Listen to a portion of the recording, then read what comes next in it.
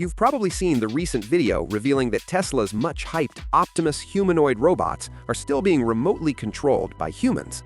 In one moment, Optimus simply shut down after losing its internet connection, raising a very reasonable question. How can we talk about 1 million robots by 2026 if they're still operated by a human behind the scenes? At the same time, another detail caught people's attention. China currently has around 150 humanoid robot startups, and only one of them is actually profitable. And just as we seem to move on from the AI bubble we discussed in the previous episode, a new one appears to be forming.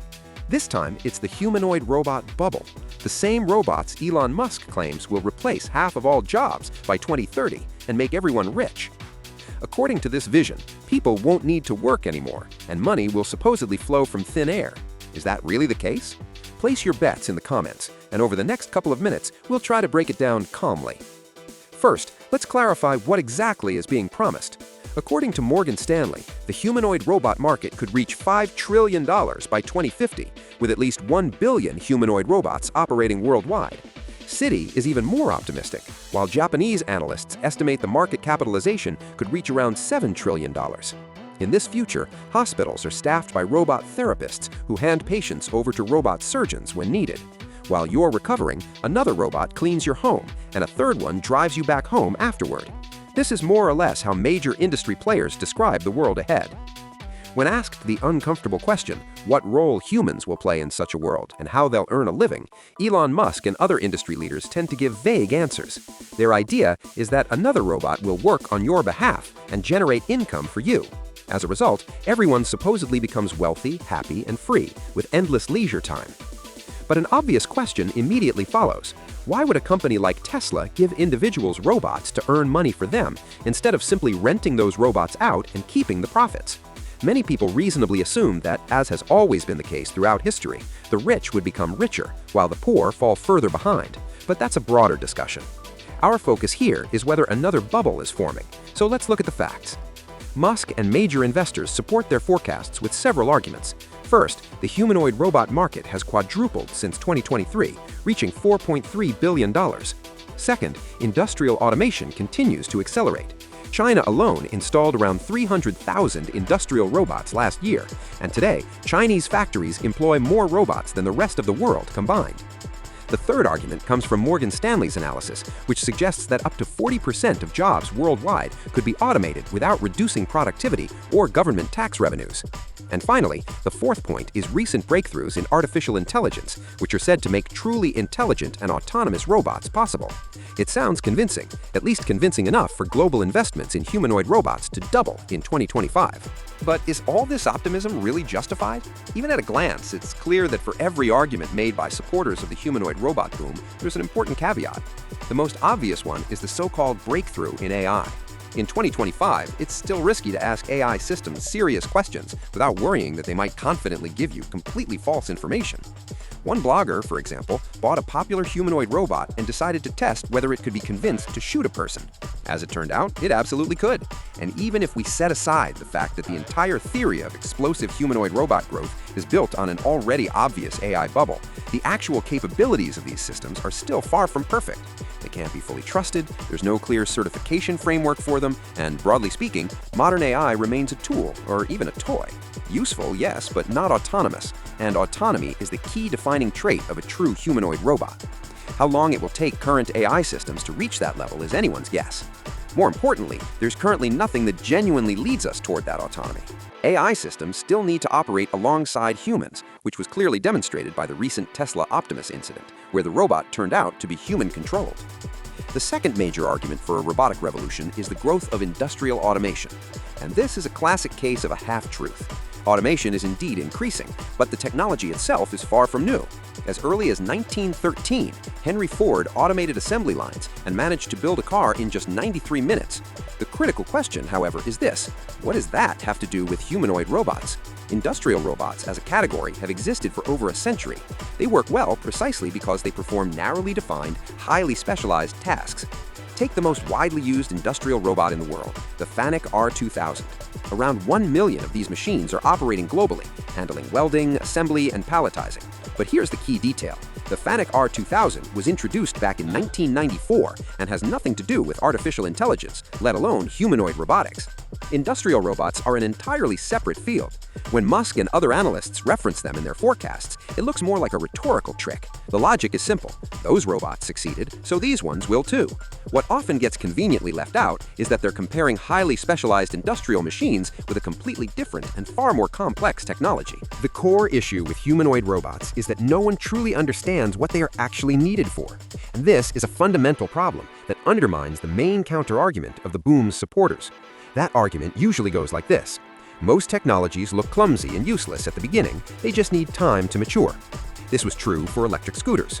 In 2010, they weighed around 20 kilograms and could barely run for 15 minutes on a single charge.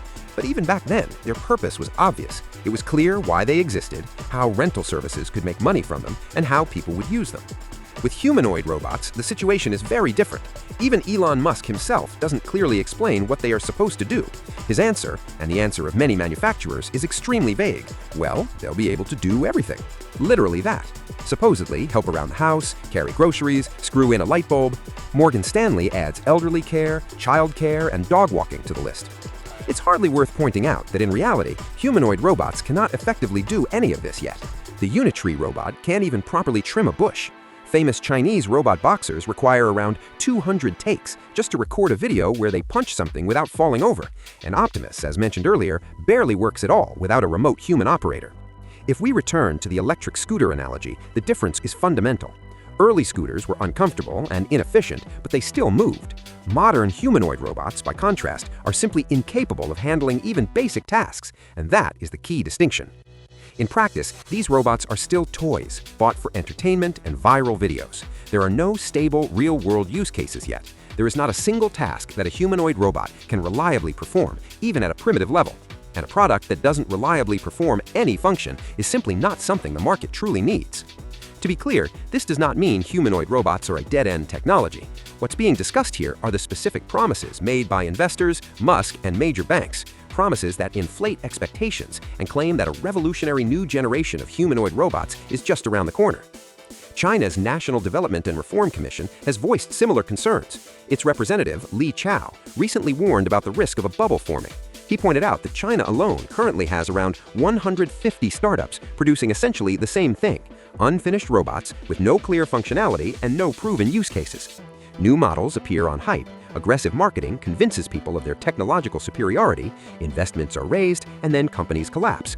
According to Li Chao, this pattern could seriously cool down an industry that actually has long-term potential.